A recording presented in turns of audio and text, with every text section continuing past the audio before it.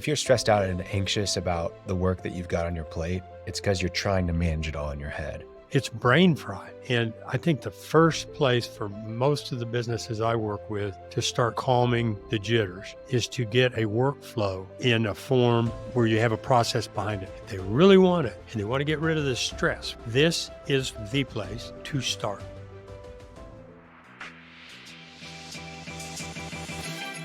Less stress, more time, more money.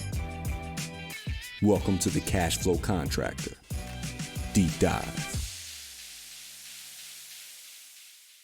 Martin, I would imagine that this episode is going to go live somewhere around the Super Bowl, maybe in between, maybe the weekend, right before the Super Bowl. So who do you think is going to So be first of all? there'll be a big dip in the Super Bowl stats because people will be Well, listening to our podcast. run an ad for CFC during the Super Bowl. We've forked Oh, over yeah. $9 million for 30 seconds. Yeah. And Don't miss it. don't miss it. Yeah. No, who do you have? I mean, we got, so right now when we're recording, we still have the championships for NFC and AFC. Well, I don't know enough to say who will, but Kansas City and San Francisco. Ooh, that's your final. Kansas City I really like, and Kittle's from Norman. He's kind of from Norman. He moved here his senior Hey, year of high school. he played football in Norman. We're He claiming him. did. He did. Yeah. That he did. So, Okay, so you've got San Francisco and KC in the final. Who's winning? yeah. This is not a prediction. It's just what I want. Kansas City. Ooh. If there's I one like team I want to Mahomes, man. lose, it's Kansas City. Oh, because you I don't would like rather Taylor see Swift. the. No, I really don't like Mahomes. He's Oh, he's I really love the good. guy. He's really good. He's incredible. I just don't want him to surpass Brady. I'm a big Brady fan. If He's there's got a anybody way to that's going to go. surpass him, it's probably Mahomes. Well, I remember Mahomes and Baker Mayfield played, what, 10, Yeah, 12 the years ago, Texas whatever. Tech OU. And both Texas Tech and OU, yeah, both teams had 840 yards of offense. It's crazy. It Not was a wild game. 841, 840, same amount, Wow, 1,680 total yards of offense. that's Pretty nuts. wild. Well, it should be a good one. I'm going for Ravens and Lions in the final, and I'd love for the Lions to win. True underdog story. Yeah. So we'll Well, see. I don't have any money on it, so it doesn't really matter to me, but I always watch Mahomes when he's playing. And Yeah, Brock Purdy's such a great story too. You know, he I is. I wouldn't feel That would be a bad good if one too. That would be a good yeah, one. Jared Goff's a great story. he Like is. getting traded Yeah, from the Rams to like the yeah. worst team in the league at the time, and now they're in the Super Bowl. Anyways, pretty cool. So, um, I was reminded because we're talking about workflow management for projects for sales. There's probably a lot of different terms that you can fit into this: pipelines for sales, production pipelines. Um, but regardless, we had an episode that we've referenced a lot with Sergio back in the day. We need to get him back on, by the way, but Oh, yeah. His life has changed. it has. But he was talking about the binder. I don't know if you remember the binder, Yeah, but he had this sure. binder that had everything. Blew It it out was the his window. sales pipeline, his production pipeline, his um, receipts and invoices. It was everything. And driving down the highway, no AC in the car. So it's summer in Oklahoma. He's got the windows down, and then all of a sudden, gust of wind, and the flyer, the binder flies open, and papers going out the window, and he was lost. So, and there were jobs he didn't collect on because of that. That Right, right. 2 years later, GCs are like, "Hey, man, like, we had a check for you, but you never collected on it."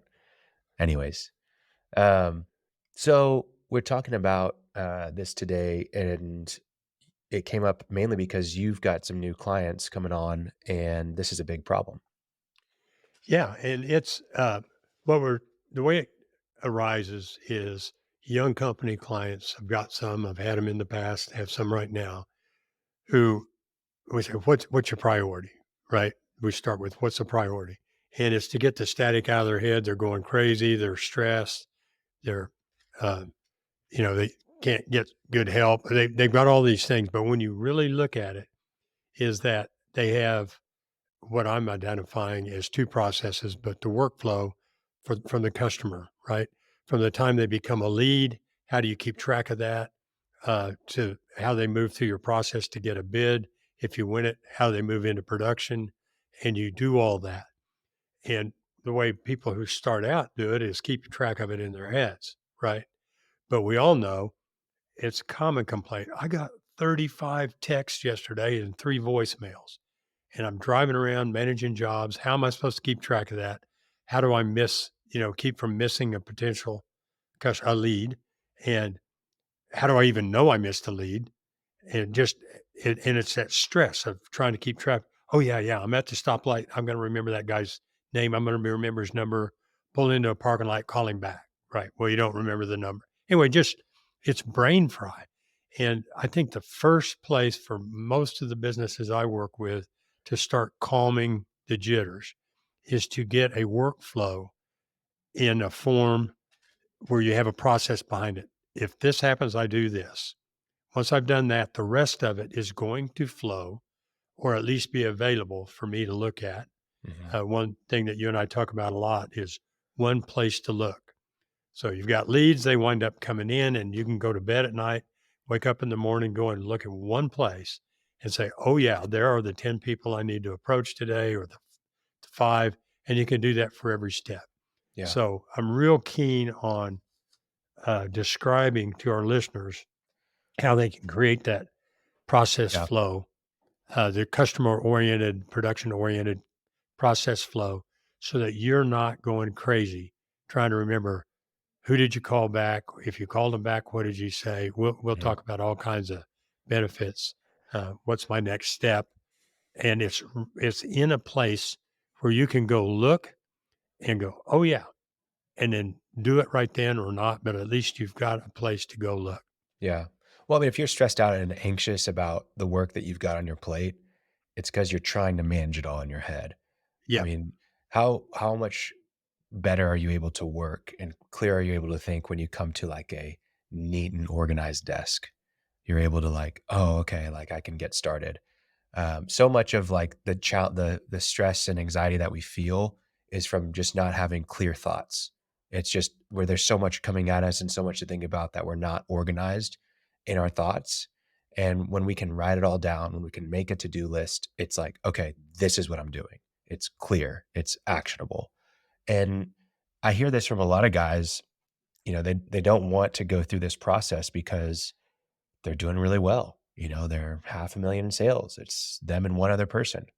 And they can manage, they're only doing 8 jobs a year. They can manage that in their head. They can manage it on paper. And you know what? In theory, that's totally fine. If that's your goal is really a job more than a business and making a certain amount of money over building value over time and getting it something that works without you. If that's what you want, you can probably do it well enough. Are you going to excel at it? No. Are you going to be I'm liable going for every to, little thing that goes wrong? Yes. I totally respect what you just said, but I'm also going to say, even if it's just one guy, you're writing stuff down on a piece of paper going, oh, yeah, I got to remember to call Oh, Billy Johnson back or get that ordered. And you call and they don't answer. Hey, call me back. You still need to get it ordered. You're still, if it is manageable, perhaps. And you're it's correct still to say, if chaos. you're doing that, you It's have a managed job, chaos. manage chaos, which Yeah. is stress, which is what prompts Yeah. us to have this because people are saying, I want out from beneath this tremendous stress. Yeah. Well, I think the challenge is that if you did have more project workflow, um, a managed project workflow in place, the challenges that you would be trying to overcome with that or able to overcome are the project delays, cost overruns, the handoffs from sales to production, and even from production to customer service or marketing to sales, all those handoffs that happen, communication being organized and not scattered. You'd be able to know project status and know exactly where to look at a moment's notice. You'd have that one source of truth like we talked about, right? So we have some questions here that I think are good for listeners to kind of see if you have this in place well enough, or if you maybe have something in place, but it's time to revamp it. So let's go through some of these. Um, how many leads do you currently have? Do you feel like, people can answer that question pretty well, or is it always a guess? You asking me? I'm asking you. I'm going to say it's nothing is always, but it pretty much always a guess. Yeah. They will. People can tell me top of mind, most recent, biggest, most interesting, Yeah. closest to close, whatever. But if you pursue it a little bit, oh yeah, oh no no, I also got this right. Yeah. I also need to call. I got to tell one on myself. People ask me frequently, how many clients do you have? And honestly, I'm just sitting here right now. I don't know. Have I Mm. got any clients listening? I love all of you, but I don't know. I got to look. But I Right. also dumped that out of But you my have a head. I place to gotta look. look. I You have a place to look, Yeah, you but don't know it off without the it, top of your head, but you know where to look. w oh, I would not even attempt to do anything without knowing, Right. having a place to look. I Yeah. had to keep it straight. And So I think there's that's the always point. more leads than people pretty much always more leads, potential leads, more activities necessary with leads than people will tell you if you just ask. Yeah. I think the main thing is, do you have a place to look at how many leads you currently Yeah, have, right? What's the status of each of those leads? Are they just leads, or are some qualified, or some connected with, or some attempting to contact, or some we're waiting on? Um, and what's holding you up with each of them? Like, what's the next step with each lead? Do you know? right, Do you have a place to go look and find out what the next thing right. is? If you were to delegate it to someone on your team, would they know? Those are good questions. And just kind of an example of that is you're waiting to bid a job, but you got to get the material quote from Yeah. a supplier, and they're back ordered on something, and the guy hasn't called you back, and so Mhm. it's taken a couple of days, and that bid could completely go away Yeah. uh, because you're too late. So, what is it, and what steps do you need to take? And if you can't find out what the material cost is, you can call the customer back and say, "I'm waiting for this one number. Thank you for your patience, but I'll get to you within 30 minutes of getting this number." Yeah. Well, Yeah, and that goes, so what does your customer know? Can you yeah, go and look there at you each opportunity and see what you've communicated with them, and what's the last thing that you've told them? go. Right, That's a huge one. A lot of times I can't remember what our last thing was. It a phone call? I think we talked on the phone on the way to lunch the other day, or, you know, got to keep that organized. Um, if someone on your team had to contact them, would they have the info, or would you have to find the info and send it to right, them? Would they know right. where to look? What did you promise the customer? Like, what's the promise that you have with them? Which bids are expiring this week that you sent out, that you've Yeah. already sent out? That's a good one to know. How much bid value did you lose last month? Mm. Is that something that you can answer without having to dig and dig and dig, but a really clear number that you can just pull it up? There it is, right there. Um, how do you track customer calls and emails? How many dollars do you have to bid to make $1? That's a little bit more in depth. But these are all questions that, you probably can't answer Information. if you're just keeping it all in your head. You know, you Yeah. got to have that one place, and that one place can't be you. One thing I don't think I heard you mention goes along with how much did you lose? How many bid opportunities did you lose? Is what bid opportunities are sitting there? Hmm. Really good CRM will total up when you reach the point of bids and say, "Hey, I have a million, 2 million, 100,000, whatever prospective or Yeah. potential bids sitting in my queue right now." So it Yeah. gives you an idea. Well, it allows you to set like really clear objectives for your sales team too. If you know that, hey, I really need my salesperson to be closing 30,000 a month in sales, then I know based on our history that he's got to send out $90,000 worth of bids or quotes to potential customers and GCs. So Right. now that's something that you can track. Hey, salesperson, you're not going to be able to close all the time. I need you to get better at closing, but you have to bid 90,000 a month. No questions asked. We have to hit that metric. Here's how you can look. And then you can go and check it. And then when you have your one-on one-on-one with that person, you can go and pull up that number. How are we doing? What's keeping us from bidding? What do we have coming up in the queue? Things like that, right? Right. Hey there, cash flow contractors. Just a second before we dive back into our conversation. I've got two quick things to share with you. It won't take long.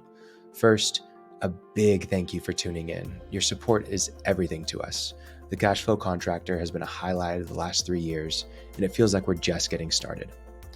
Secondly, if you're a contractor juggling leads, customers, deals, and projects, I've got something that will change how you operate: our CRM Growth Kit. Imagine having all of your stuff in one place, easy to find, easy to manage, easy to track.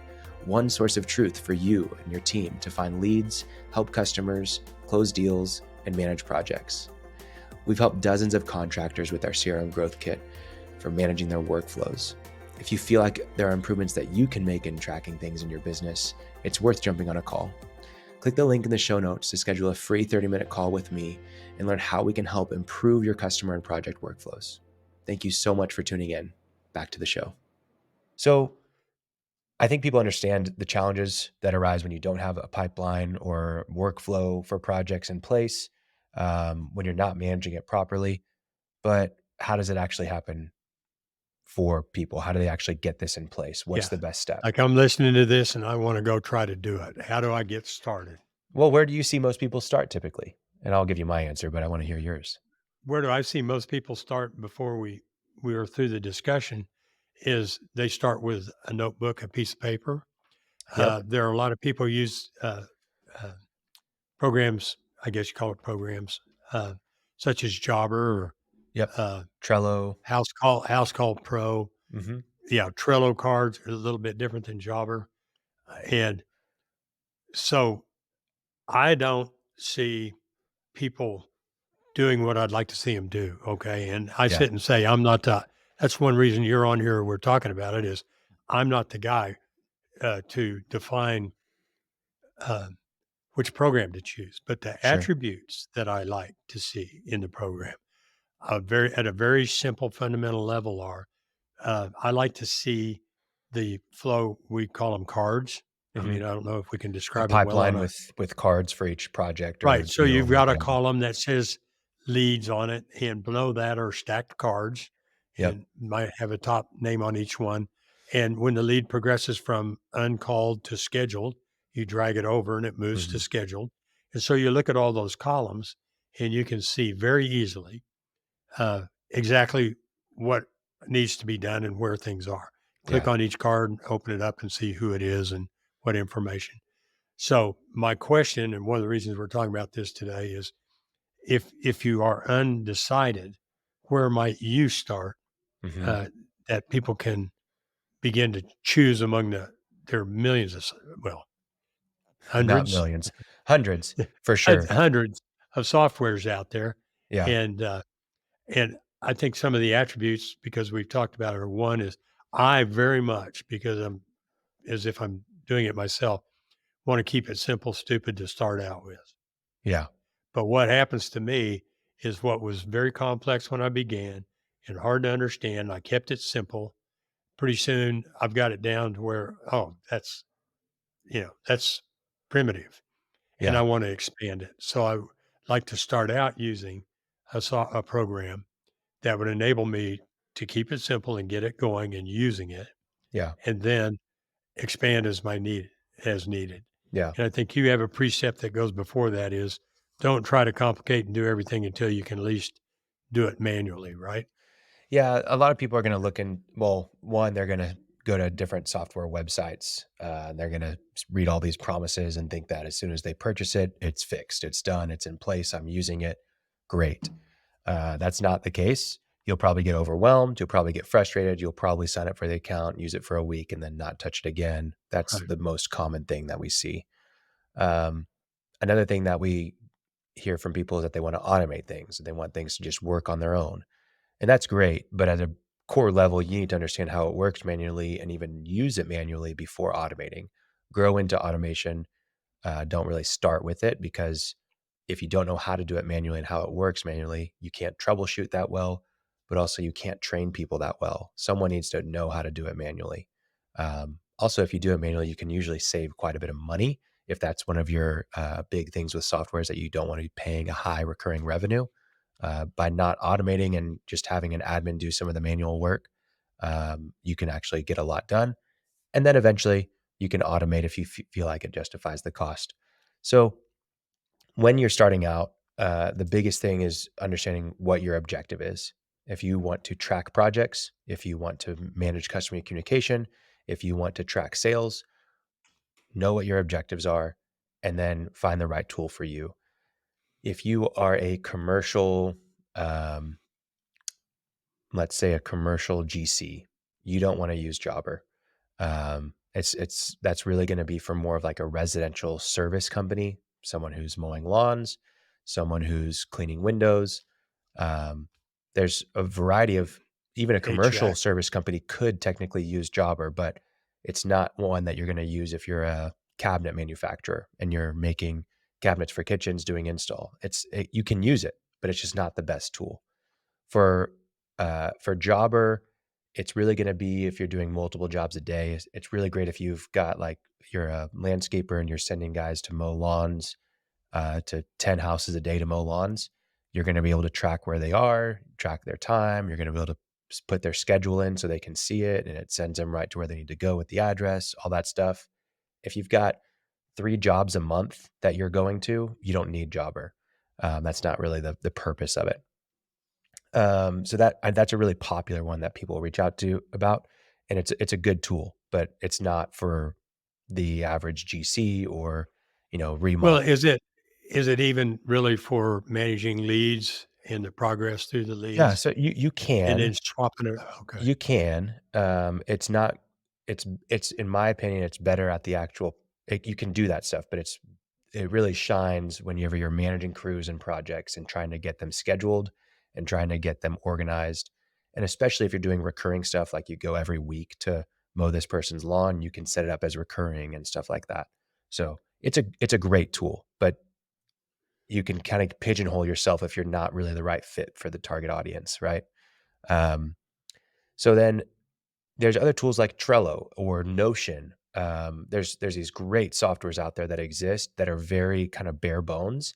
They have really cool functionality, really good user interface, but they leave room for a lot of customization, unlike a Jobber, for example. And just understand that with customization comes responsibility and knowledge. That just like, you can drive a Toyota or you can drive a Lamborghini, but whenever you run into a problem, you can't take the Lamborghini to Hibden tires or to whatever, uh, Midas. You've got to take it to a specialty mechanic to be able to work on it.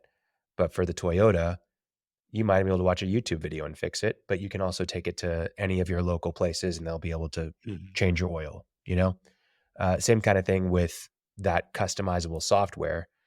When you customize it, it's really, you're the only person that knows how to do it. And if you don't really know how to do it, you're just kind of working with a mess and it doesn't necessarily work. And you have to have the knowledge, but you also have to be responsible for maintaining it.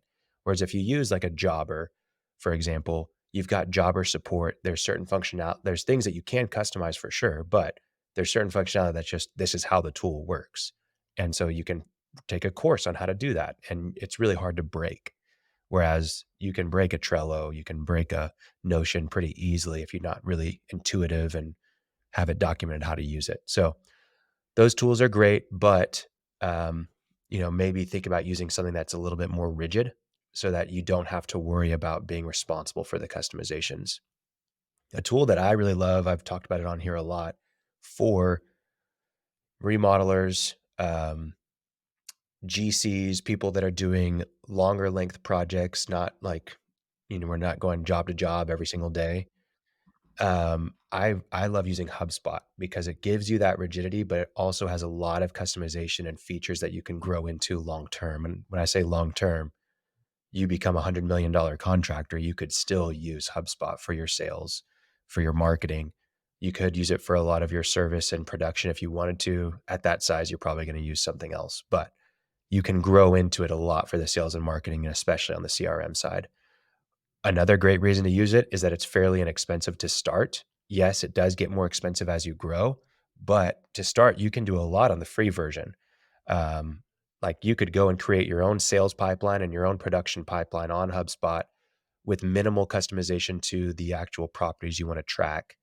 Um, and you could get away for free, and you could do a lot of good work. You could have as many users as you want. You can basically have as many contacts as you want, as long as you're not sending marketing emails to them. Then you're limited to a certain amount.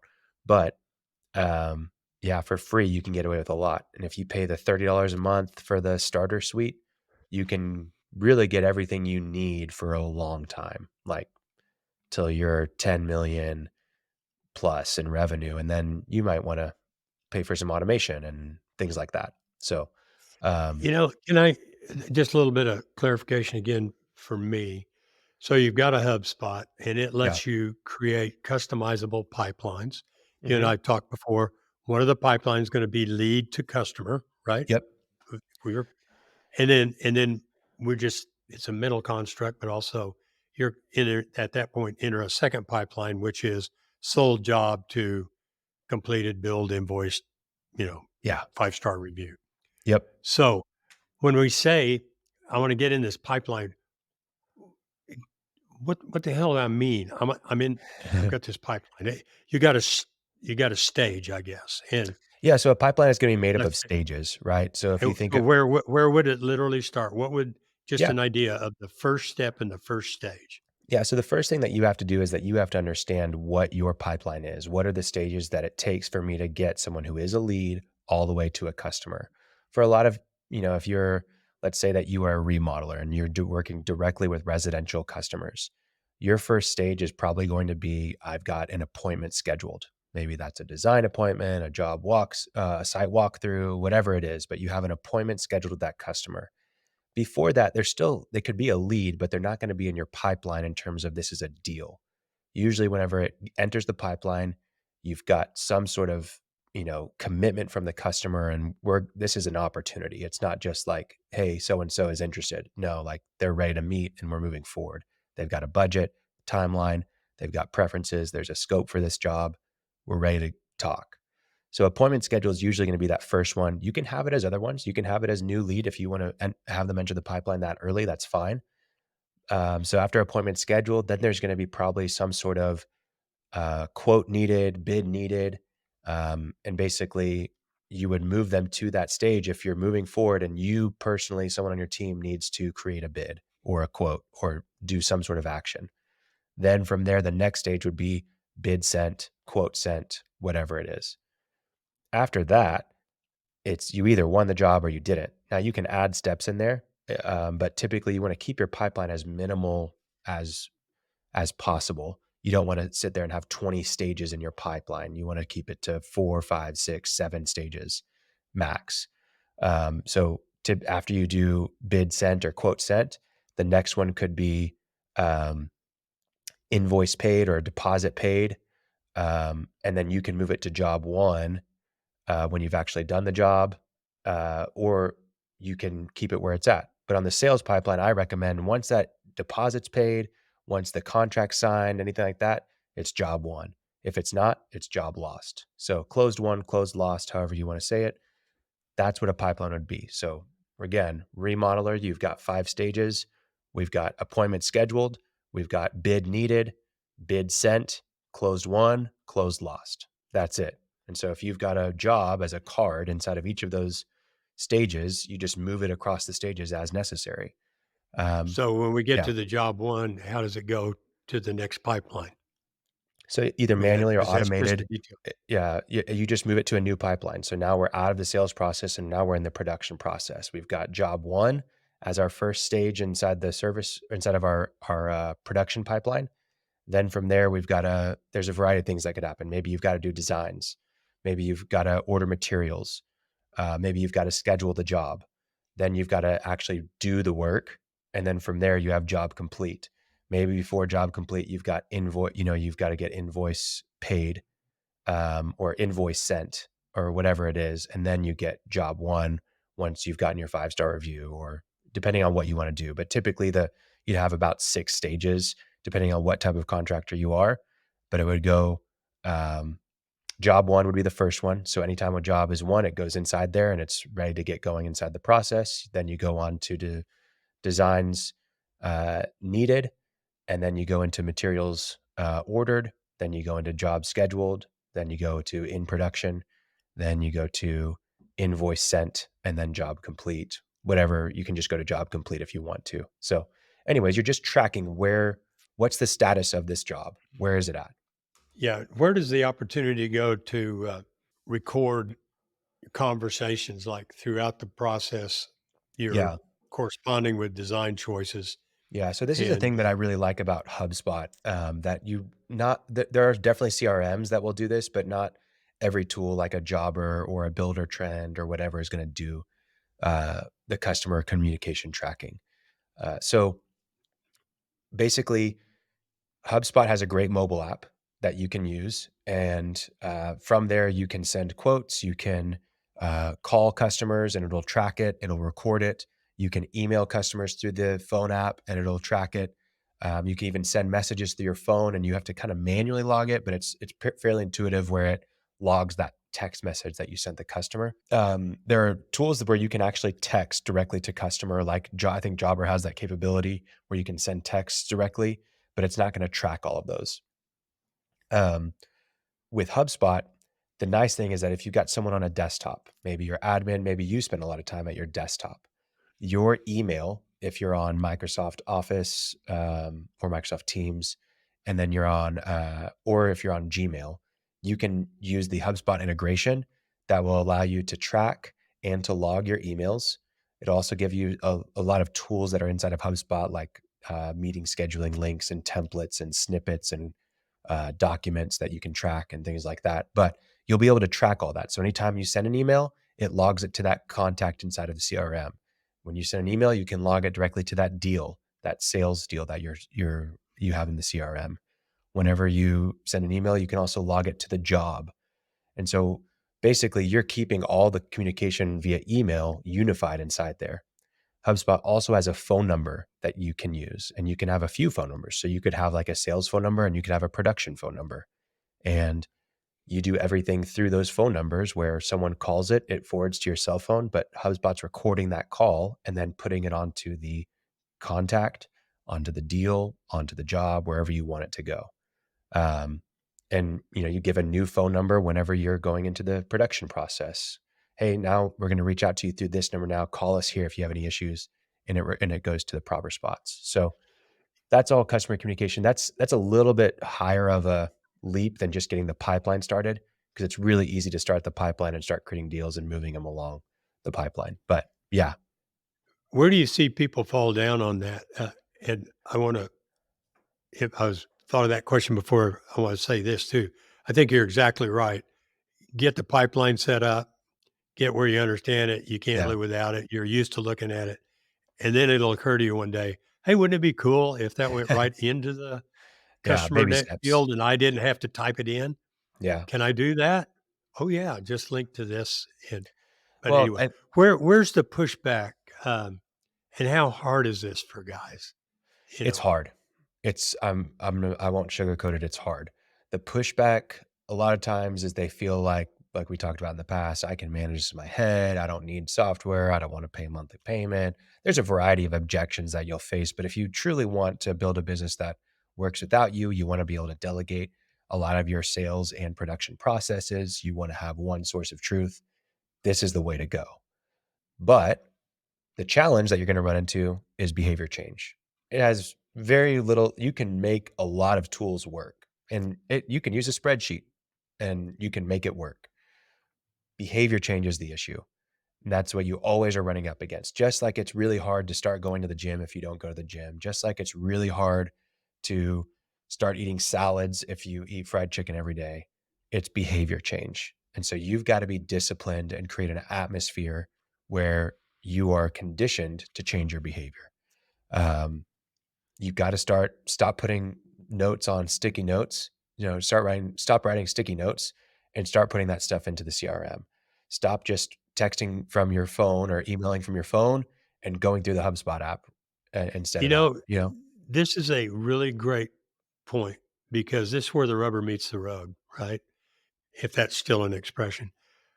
People I work with all identify with the vision of creating a highly profitable business that can work without the owner.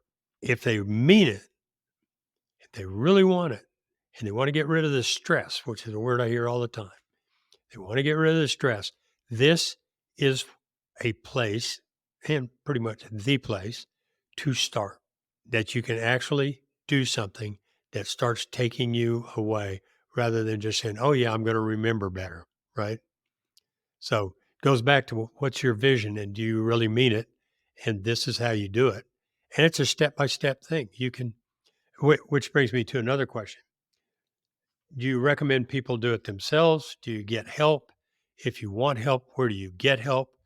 I've talked to HubSpot over the years, and a lot of, I don't want to say those guys are over my head, they're over my interest head, right? They're into stuff that I'm not into. And I'm looking for somebody, hey, dumb it down, get me through the first step. How do you recommend people start? Try it and then see if you need help. Yeah, I mean, you kind of have three different approaches. You have, hey, we're going to do it ourselves. Um, you have, hey, we're going to do it with someone, or hey, we're going to have someone do it for us. Those are kind of the three options with a lot of things, not just Okay. software and pipelines and whatever. I always recommend the middle option to start, unless you've already done it before, right? So let's say this is your second go round or whatever. You feel comfortable in software, you are educated, whatever. Yeah, maybe you can do it yourself. What I find is that if you have someone else do it for you, you're not going to use it. You're not invested. Um, you don't have any buy-in. You don't have any clear understanding. You don't know what went into it. You don't understand the ask behind or the effort behind the ask that it takes to build it. You're not invested.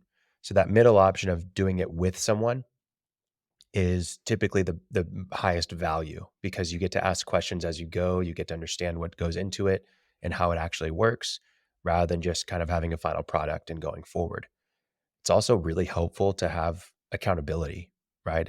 With any behavior change, just like going to the gym, it's really nice to have a trainer or to have someone make the workout for you, right? It just adds a layer of accountability and the decision's already made, right? Same thing with that. And so having some sort of maybe coaching where you can ask questions, where someone's pointing out your blind spots, someone's kind of helping you see what's valuable and what's not valuable, where you should be spending your time, where you shouldn't be, at least for that first 90 days that you're getting started is really helpful. And maybe even as someone that you can go to after that. So, yeah, what we're doing at Benali, and we've done, I think we're up to 8 of these in the last year, is it called a CRM Growth Kit is what we're calling it. So, and we've done it for tools that are not HubSpot related. We've done it for Jobber, and we've also done it for Buildertrend and Job Nimbus. So a few different softwares that we're working with on this, but primarily we're doing HubSpot. It's just what we've found is the easiest one for a lot of people to use and to really build their team in as well. But we go in, we have 3 meetings. We have a strategy call, a review call, and then a launch call. And essentially during that strategy call, we're understanding your business and we're building out your contacts inside of HubSpot, the company's feature inside of HubSpot, and then going through your deals and your tickets, which is your production pipeline. And we're understanding everything about them, not only what the standard properties are and what the custom properties are, but what you want as What default across the what's board. a property? I mean, it's literally like Yeah. customer name, Yep. Yep. affiliation, Yeah. source of So the a property lead. for a deal would be like, okay, first name, last name of the lead, phone number, and email, address. Those would be properties, and those would be kind of standard. The custom ones that people they miss fairly often are, what type of project is this? Is this new construction? Is this remodel? Or is this a upgrade? And then they're missing oftentimes what kind of materials are going to be on the job or what's the material amount going to be when they're doing the sales process? What margin are you going to bid at? Or, depending on how you do your processes, there's a variety of things that you may miss. When is the bid due by? And so if you can have those properties created because they're not standard in HubSpot, but they need to be customized, then it allows you to have more information at your disposal so that you're using less of other tools and having everything clear for everybody that's using that as their one source of Right. truth. Okay. So anyways, we go through that process for all these, and it's really, we implement it so that it's customized to you. And then we end with a pretty thorough hour and a half training on our launch call that shows you exactly how to use it day to day. Now, there's going to be things that you run into that aren't covered during that final launch call. And a lot of we're available to you if you need us. But typically what we've had several people do now is hire us to do some coaching where we meet once a week for a month or every other week for 3 months and go through training and coaching on how to get the most out of this. Man, how do I get my team more incorporated in this? How do I use this feature on the app? Is this worthwhile? Is it not? How do I get that phone number set up so that it's actually recording the information? I tried sending this quote through here. It's not working. How do I attach this? And just those things that allow you to get more integrated and change that behavior. And a lot of times what we're asking is, hey, what are you currently doing when you follow up with people? What's your process? When someone gives you a phone call asking to work with you because they were referred, what's your process? And then we try to figure out how we can improve that process to incorporate your pipelines and your CRM so that it's not on paper anymore. It's not just in your head, but it's actually inside the tool. So those are kind of the options right now. Really at the base level, just it's not that bad. I mean, for HubSpot, you can get started with like $30 a month or even the free version. We only do the growth kit with people that are willing to pay that $30 a month or $20 a month paid annually. So $240. That's like our base level. And then for us to implement that, it's $1,000. We have those 3 meetings. We get you set up within basically 2 weeks and you're ready to go. So, yeah, that's kind of the process of working with us and how we set it up. That's where we've seen the most success, but you can do it yourself. You can do it with someone, or you can have someone do it for you. I recommend doing it with someone else. Yeah. Well, that certainly would be the way I did it and would do it again. Yeah. Yeah. So, Well, okay. yeah, I think ultimately the whole goal though is to be able to manage things better and to get yourself out of the one source of truth role and having a software be that rather than yourself. There are other sources of stress, but the principal source of stress is uncertainty about have I got everything covered, right? And once you know what to do, I like to say, you've got a lot of work. Maybe it's a difficult thing, but when you know what to do, you got work. When you don't know what to do, you got a problem. It's that additional stress and just knowing what to do and being able to do it is a much better position to be in. And so I'm glad we're talking about this because this is almost a universal place to start. You begin to get organized. Now, as the owner, you can start to hand things off. You can train somebody else how to use it, how to read it, understand it, know what the next step is, depending on what's done in the last step. And you can begin to get yourself out of the hub and spoke. That's true. That's the goal, right? Profitable business that works without you. Yes, sir. Well, thanks for talking about this, Martin. I know that Yeah. you kind of brought it up, but it's super helpful for me to talk about it because it's what we do. So, Well, and I honestly didn't even know you actually had that package, which is real reasonable because I do recommend this to my clients. And that's a relief to know because I could sit there and mention Trello and all the different uh, potential CRMs, but people I think really prefer a recommendation, a logical recommendation. yeah, absolutely. Well, and I think this is one that can grow with you, really. I mean, to any size. And you may have to supplement with other specific niche softwares down the road, but for a long time you can run just on one. So, yeah. Well, thanks for joining. Okay. We've got some Thank you for good your episodes knowledge, coming sir. up. So Yeah. hopefully people keep listening. Yeah. Talk to you soon, man. Enjoy the Super Bowl. Okay. I will. See ya. See you.